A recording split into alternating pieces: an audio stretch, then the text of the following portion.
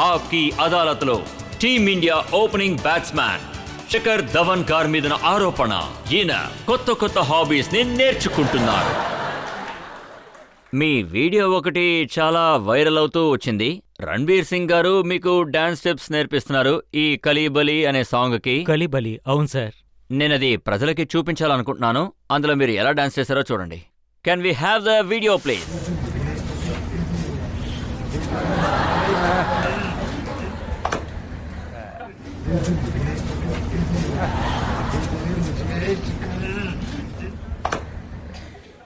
ఈ కలీబలి మీద మీకు ఇంట్రెస్ట్ ఎలా వచ్చింది?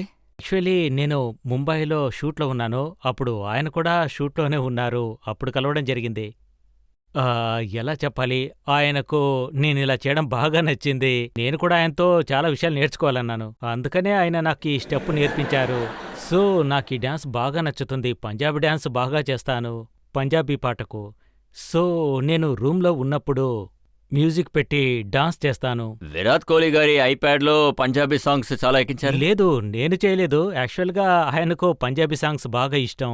ఇప్పుడు ఢిల్లీ ప్లేయర్స్ చూశారంటే పంజాబీ బ్యాక్గ్రౌండ్ నుంచి వచ్చారు అంటే ఖచ్చితంగా వాళ్ళకది నచ్చుతుంది. విరాట్ కూడా పంజాబీ సాంగ్స్ చాలా ఇష్టం. ఫ్రీగా ఉన్నప్పుడు పంజాబీ డాన్స్ చేస్తూ ఉంటాడు. అయితే డ్రెస్సింగ్ రూమ్ లో ఎక్కువగా పంజాబీ పాటలే వింటూ ఉంటారా? అవును, హిందీ సాంగ్స్ ఉంటాయి, పంజాబీ సాంగ్స్ ఉంటాయి. అయితే డాన్స్ కూడా శిఖర్ ధవన్ గారే ఓపెన్ చేస్తారా? అవును, నేను డాన్స్ చేస్తాను. కొంచెం కూడా సిగ్గుపడను. ఇక్కడ కూడా నేను ఆడమంటే ఆడతాను. అయితే మీరు ఇక్కడ కూడా డాన్స్ చేస్తారా? ఇక్కడ చేసి చూపించాలా?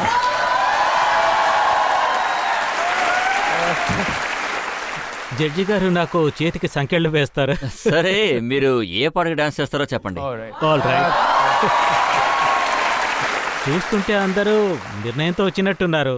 ఏ పంజాబీ సాంగ్ అయినా పర్వాలేదు. చిటియా కలాయా సాంగ్. వద్దు.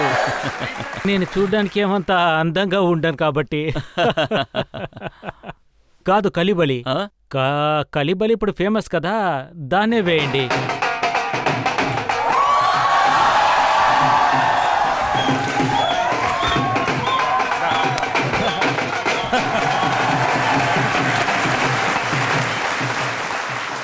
జడ్జి గారు, మీ బోన్లో నిలబడి డాన్స్ చేసిన మొదటి ఆటగాడిని నేనేనేమో, ఏమంటారు? మీరే మొదటి వ్యక్తి ఈ విట్నెస్ బాక్స్ లో కూర్చుని డాన్స్ చేశారు ఆప్కి అదాలత్లో. ధన్యవాదాలు. ఈ మధ్య మీకు కొత్త హాబీస్ వచ్చాయని విన్నాను. అంటే గుర్రం సవారీ, అది మీకు ఇష్టమా? అవును, గుర్రపు స్వారీ చేస్తాను. గుర్రాలంటే నాకు చాలా ఇష్టం. సో నాకు అవకాశం వచ్చినప్పుడంతా గుర్రపు స్వారీకి వెళ్తుంటాను.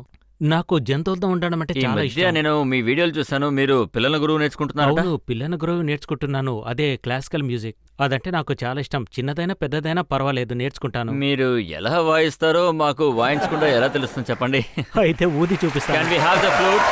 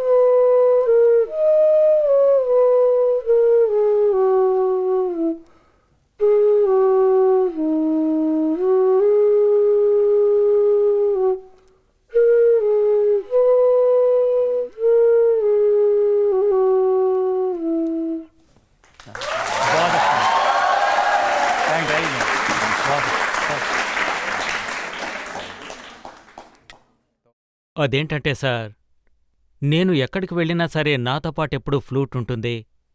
ఎప్పుడు కూడా నేను మీకేం చెప్పాలనుకుంటున్నానంటే, అయినాగాని మీరు బాగా చదువుతూ ఉన్నప్పటికీ మీ హాబీస్, మీకు నచ్చిన విషయాలు తప్పకుండా చేయండి.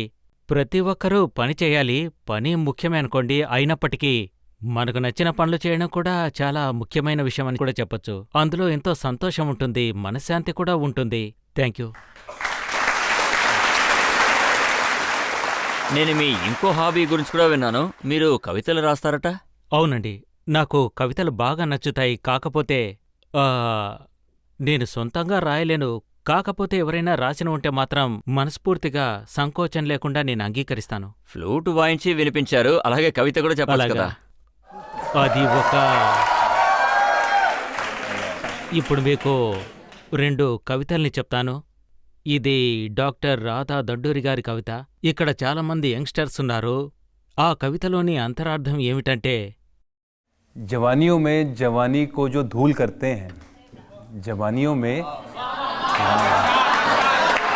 तो जवानियों में जवानी को जो धूल करते हैं, जो लोग भूल नहीं करते वो भूल करते हैं. అలాగే మరొకరి కవిత కూడా ఏమిటంటే, ఇక ఈ కవిత మునావర్ రాణా గారిది. ఆయన కూడా పెద్ద కవి. ఆయన కవిత ఏమిటంటే, हम सायादार पेड़ ज़माने के काम आए, हम सायादार पेड़ ज़माने के काम आए, जब सूखने लगे तो जलाने के काम आए.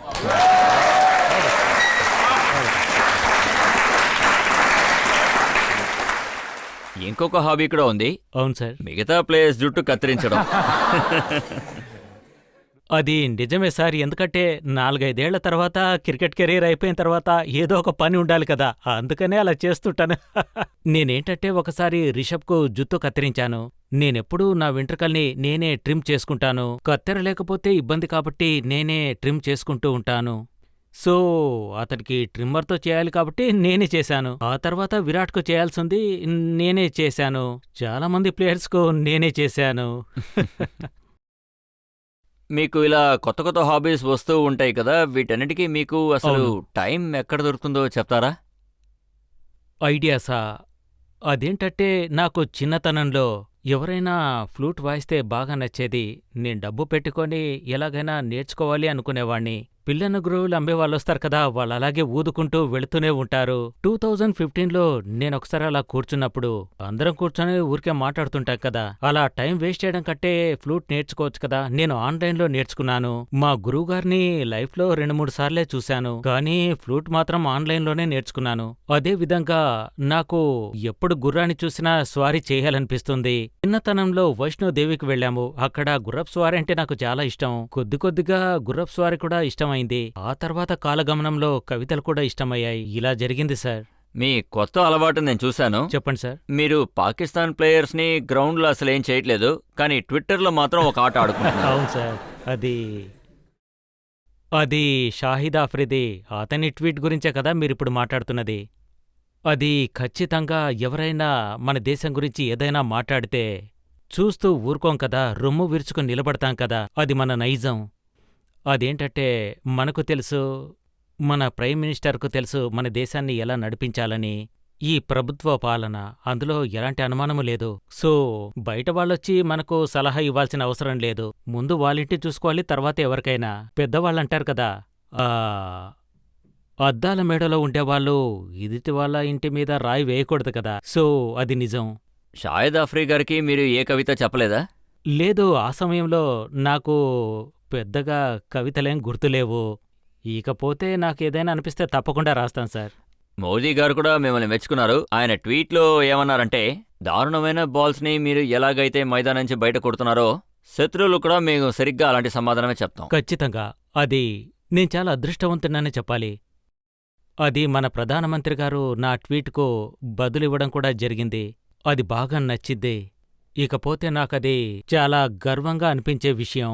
అది ఈ మధ్యకాలంలో అది పుల్వాంలో ఒక బాధాకరమైన ఘటన జరిగింది కదా. ఆ సంఘటనలో చాలామంది చనిపోయారు.